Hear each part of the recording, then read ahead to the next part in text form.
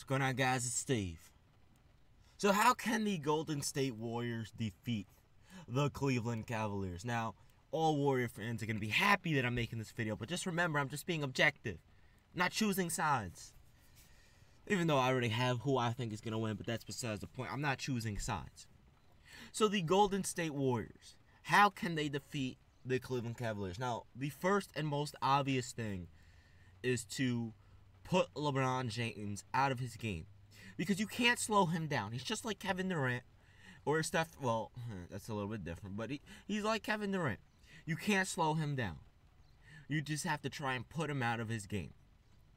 Now, how do you put LeBron James out of his game? You play extremely physical with him. LeBron James is a very, very big man. But he has a very, very big heart. And he's not the type of person to play extremely physical like that, on a consistent basis and just say, oh, whatever. That gets to him, that physical play. And then he's going to start crying to the referees. Okay? That type of stuff gets to LeBron James. So if you play physical with LeBron and he starts crying to the refs, he's going to be out of his game because now he's going to be mad at the refs. He's going to be mad at you. Excuse me, my voice just cracked. He's going to be mad at you. I just woke up, that's why I cracked. Don't say anything crazy. Right? He's going to be mad at you. He's going to be mad at the referees. And then he's going to start playing passive. He's going to start playing passive. Now, another way to get LeBron James out of his game is to force him out of the paint. Force him to shoot the basketball. So what does this mean? Every time he gets the ball in the paint, send a man to double team. I know they're surrounded by shooters, but send a man to double team. I would rather have J.R. Smith shoot a three than LeBron James back you down in the paint for an easy bucket. Okay? So force the ball out of LeBron's hand by double teaming him. Or just by trapping him. You notice whenever LeBron gets the ball, he's usually on either wing. Okay? He doesn't like to dribble from the top of the key. He likes to dribble from either the right wing or the left wing. Primarily the left wing. Because he's better going left than he is right.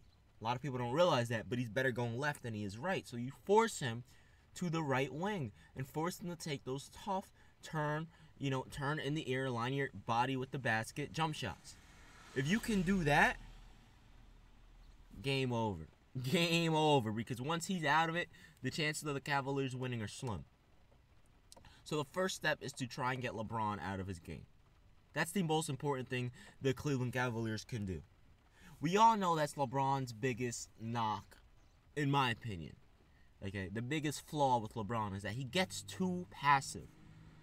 There are a number of reasons why he gets too passive. When his teammates get hot early on in the game, if he starts missing early, or if he decides, today I'm going to just pass a lot and I don't really want to try. When he does that, your window of opportunity widens. And you need to take full advantage of LeBron James by playing extremely physical. Foul him. Don't hurt him, but foul him. Put a body on him. Hit him hard. Okay? This way, not so you get flagrants, but hit him hard to where he has to go to the free throw line. Because remember, LeBron's only a 73% free throw shooter. So, getting him to the free throw line, he'll most likely make both. But there's also a high chance he'll only make 1 out of 2. So, putting a hard body on LeBron, he's going to start to get upset. He's going to get emotional. And then there's where his mind, it's not going to click with the basket. He's not going to, that's how you get him out of his game. That's how you get him out of his game. Now, another, you really can't do anything about Kyrie Irving because he's the ISO scorer. So you can't really, you can double team an ISO scorer, but he's not like a Melo or a Kobe or ISO scorer like in the low post. He is, give me the ball at the top of the key, get out my way, and I'm gonna just drive by you. So Kyrie Irving, you gotta hit him hard too. Don't foul him, but you have to hit him hard. Now, the second most important thing that the Cavaliers need to do is to get Kevin Love out of the game. Because if Kevin Love gets involved and he drops 20 points and 10 rebounds, game's over. The game's over. If he is able to drop 20 points and 10 rebounds, the game is pretty much over for the Golden State Warriors. Because LeBron's going to do his thing, and so is Kyrie Irving. Okay, so how do you get Kevin Love out of his game? Like I said before, and how the Cleveland Cavaliers can win, they need to have Kevin Love in the low post. So you just do the reversal of that. You get Kevin Love out of the low post, and once you do that, he becomes a spot-up shooter. Now, he's a really good spot-up shooter, but he's a better low post player, and he can give more damage in the low post than he will spotting up from three. So if you turn Kevin Love into a spot-up shooter, oh boy, oh boy. You know, and it's the same thing with LeBron James. Turn him into a jump shooter.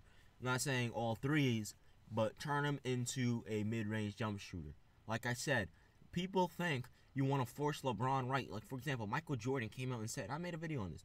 Michael Jordan came out and said that you should force LeBron James to his left. But you shouldn't, because he's not a great shooter now. So going left is an easy jump shot. Because your elbow, I've said this a million times, guys. Your elbow is aligned with the rim. So you don't have to turn your body. You just raise it up and shoot. Okay? When you go right and you take it off the dribble, it's different if you're catching and shooting you on the right side. But LeBron is not going to be catching and shooting. He's going to be taking you off the dribble and then pulling up. Which means he's going to have to turn his body in the air to take that jump shot. Which makes it a harder jump shot. Okay? So you want to force LeBron James to shoot going right. I don't give a damn if it's threes, mid-range jump shots, 12-foot jump shots. As long as it's not layups, that's all that matters. Make him work hard. Okay? Now, defensively, how do you get the Cleveland Cavaliers out of it? There's nothing really you can do. But if you can get Kyrie Irving on Kevin Durant, and force Kevin Durant to drive to the basket to get Kyrie Irving in foul trouble. Now Kyrie Irving's out of the game, which means LeBron's going to have to do more work. And this also means Kevin Love's going to have to do more work. But if you utilize all of these together, getting Kyrie Irving into foul trouble by either switching him on to Stephen Curry, or because obviously J.R. Smith is going to be guarding Stephen Curry, or switching him on to Kevin Durant, and forcing those two to drive to the basket and bump him so they can get some foul calls. You're not going to get every foul call, but you know, maybe if you do it 5 times, you'll get 2 calls. That's 2 calls. Do it immediately when the game starts. I hate when coaches do this type of, you know, what is it called? I just lost my train of thought. When they do this type of routine, okay, it's the wrong word, but you know what I'm trying to say. This game plan.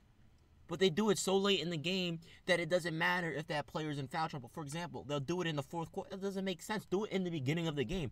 Get him out of the game early so you can jump the lead early. Okay? So if you get Kyrie Irving in foul trouble, get him out the game, get him on the bench, LeBron's going to have to do more work. But don't worry about LeBron because you're not going to stop him. Force Kevin Love to be a spot-up shooter. So now it's all on LeBron's shoulders. So now LeBron is going to be playing. It's not going to be 1-on-5. But what I mean is that it's going to be 2-on-1 pretty much. Because Curry and Kevin Durant versus LeBron James. Because Curry and KD are going to be doing their thing. And then LeBron's just going to be sitting there like, oh, gosh, I got to do everything. Oh, my gosh, it's like 2008, 2009 again. Okay? So if you can do all of these things together, remember, it's not just one game plan. You have to combine all of these things to even attempt to stand a chance against the Cleveland Cavaliers. Okay? Because if you don't do that, you're gonna be out of it. Now, what can you do about Tristan Thompson? Tristan Thompson, you know, he's not an offensive threat. He's a big defensive threat, and he's a rebounding threat. So what can you do about Tristan Thompson? The main thing that you can do about Tristan Thompson to try and get him out of the paint is on a pick and roll. He usually sets high picks, or if you want to call it a screen, it's the same damn thing. He usually sets high picks. Okay? Usually above the free throw line. So as soon as he says that, either LeBron or Kyrie are going to drive to the as soon as he sets it, LeBron and Kyrie drive to the basket. Okay? Let's say they drive, Kyrie pulls up from a mid-range jump shot.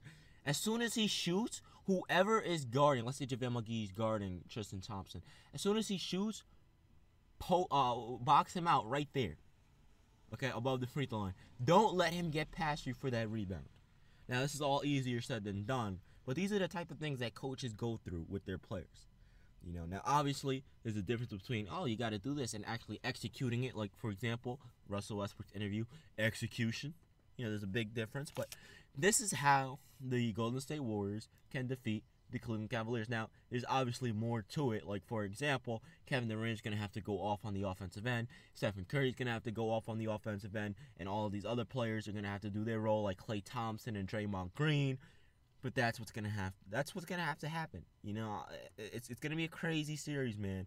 A real crazy series. I'm very excited to see Game 1. Hopefully, the insurance stop fighting with each other, and they fix my damn car during the NBA Finals, because then I'll just be the happiest person alive. My brand new car will be fixed again, and she'll look beautiful, and the finals will have started. I've been so depressed the last 4 days. How long has it been? Monday, Sunday, Saturday, Friday, Thursday. It's been like 5 days. I've been so depressed. So depressed. Anyway, guys, it's been your man Steve. I'm out. Peace.